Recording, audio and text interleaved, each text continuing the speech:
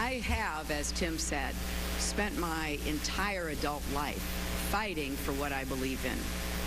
I've had successes and I've had setbacks, sometimes really painful ones. Many of you are at the beginning of your professional, public, and political careers. You will have successes and setbacks too. This loss hurts, but please never stop believing that fighting for what's right is worth it. The day after a stunning loss to Donald Trump in the presidential election, Hillary Clinton delivers a powerful message to her supporters. It was a day that she had been planning to celebrate becoming the first woman president of the United States. But her disappointment did not stop her from sending a message of hope and unity to young women across the country.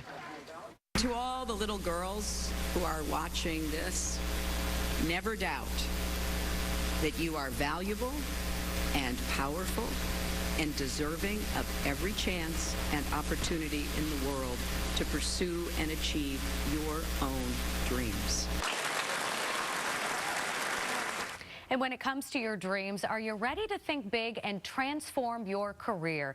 Joining me is Dr. Danita Johnson-Hughes, a healthcare industry executive, speaker, and author of the new book, The Unapologetic Woman, Leading with Power and Confidence. Doctor, thanks for coming in. It's a pleasure to be here on this wonderful Veterans Day. Isn't it, though? And any opportunity that we have to talk about empowering women, I want to take that opportunity. Yes. So how do you move on when you are a leader and you suffer a loss like that? Well, I think that any leader, when they suffer a loss, as long as they remain true to their values and their guiding principles and don't rush off and do things that are expedient or comfortable at the time, just take some time to think about it and then move forward in a very positive way, because if you're guided by your values and your principles, you won't go wrong. And so I love the title of your book, The Unapologetic Woman, because I find myself doing this too. I'm always saying, oh, I'm sorry, I don't mean to interrupt, or I'm sorry, but I have an idea. Why are we always apologizing?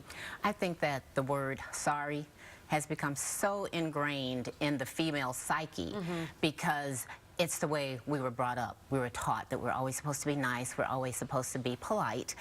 Being assertive is frowned upon, and so it's just become a filler word, really, that we often precede our sentences with, as you said, I'm sorry. If you notice, when Hillary gave her speech, you know, to her concession speech to her supporters, the first words that she said is, I'm sorry.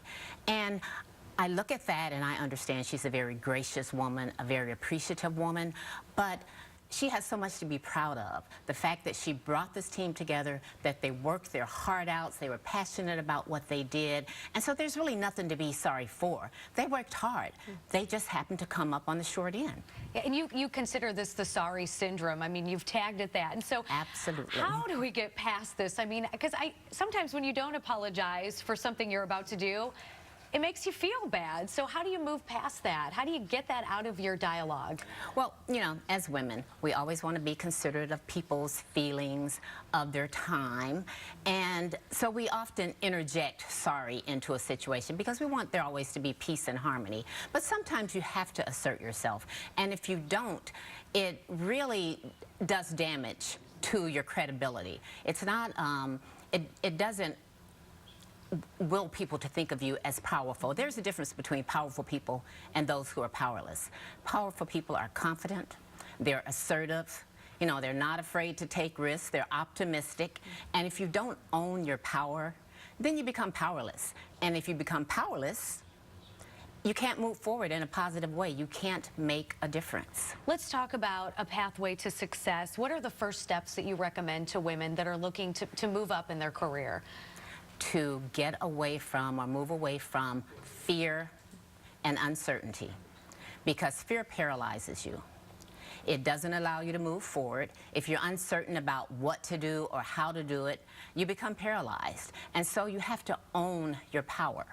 You have to be willing to do those things that you're passionate about, that you're guided by in terms of your principles, you know, the things that you know that are being done for the good of all. As long as you're not working to hurt anybody and you're working to make life better for other people, then let those be your guiding principles. Let those be the things that you do and you encourage others to do in order to be successful for yourself, for your organization, and for the people who you lead. Yeah, you're doing the job that you were put here to do. You're That's serving exactly others, right. and you can't go wrong with that. Doctor, thanks so much for coming in. If we want more information, more great advice from you, Yes. where can we go? You can go to my website, DrDanitahughes.com. You can buy the book, of course, Yes. on Amazon.com. It's full of wonderful principles, wonderful strategies for leadership for both women and men. Everyone can learn something from it. All right, thank you so much. Thank you.